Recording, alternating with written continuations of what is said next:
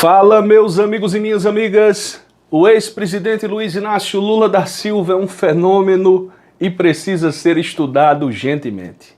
Ele deu um show e deu um nó no apresentador Ratinho do SBT na noite desta quinta-feira, dia 22 de setembro de 2022. Curta esse vídeo, comente, compartilhe, se inscreva no canal e ative o sininho das notificações. No dia da pesquisa Datafolha, o Lula foi pro Ratinho.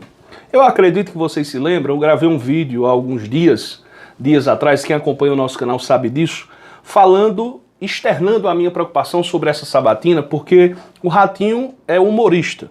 Ele faz um programa humorístico no SBT e ele é bolsonarista.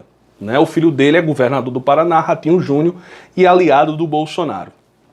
E ele já deu declarações favoráveis ao presidente da República. Então eu me preocupava com uma armadilha, uma tentativa de colocar o povo contra o ex-presidente, e fiquei com a pulga atrás da orelha, muitos comentários ali, muita gente comentando de que o Lula deveria ficar atento.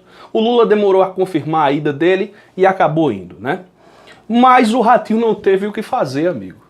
Não teve o que fazer. O Lula é um expert em se comunicar com o povo. Em se comunicar com o povão. Olha a diferença de uma entrevista do Ciro. Um exemplo do Ciro.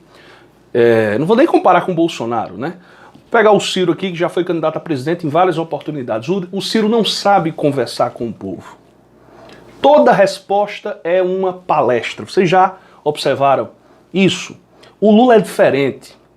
Ele simplifica os assuntos e faz com que os mais pobres entendam o seu verdadeiro objetivo. Ele falou sobre o Minha Casa Minha Vida, falou sobre a questão do desemprego, falou sobre a questão da Amazônia, falou sobre o agronegócio, falou sobre... foram tantos assuntos, né, que foram puxados, e ele fala com autoridade porque ele foi presidente da República. Ele disse: olha, Ratinho, eu sou o único que tem moral para falar sobre essas questões, porque eu fiz quando fui presidente. Os outros podem prometer, eu não posso prometer, porque eu fiz e o povo me conhece. Até você ganhava mais no meu governo. E o Ratinho disse: de fato eu ganhava mais. O Lula disse: você dava mais risada na época do meu governo. E o Ratinho ficou balançando a cabeça positivamente. Perguntou sobre o movimento sem terra, o Lula falou. O Ratinho também fez indagações, deixa me ver aqui, sobre a questão da regulação da mídia. O Lula respondeu também magnificamente bem. O Ratinho...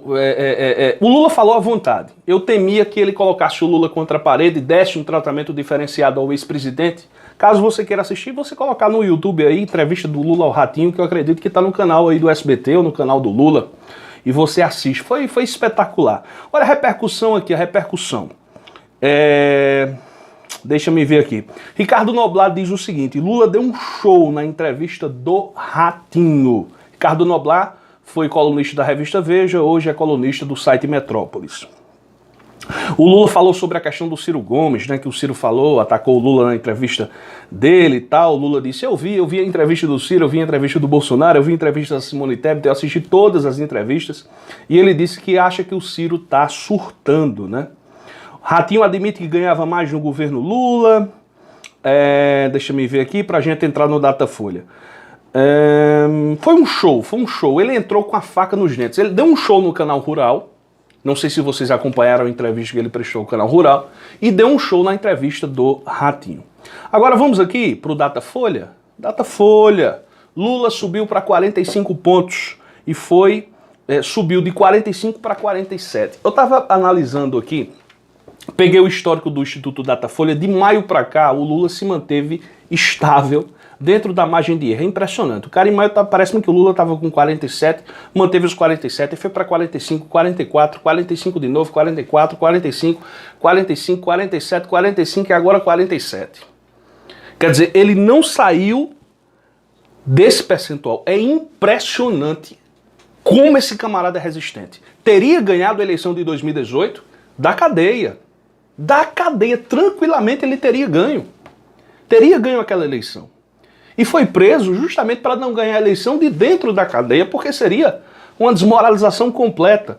porque o juiz de Curitiba ainda não havia sido pego na época. Foi pego depois. Depois a gente viu quem de fato ele era.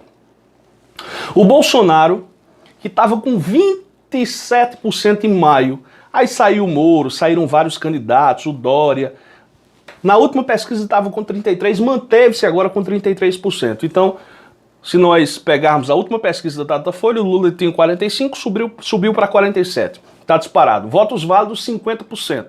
O Bolsonaro tem 33%, nos votos válidos vai a 35%.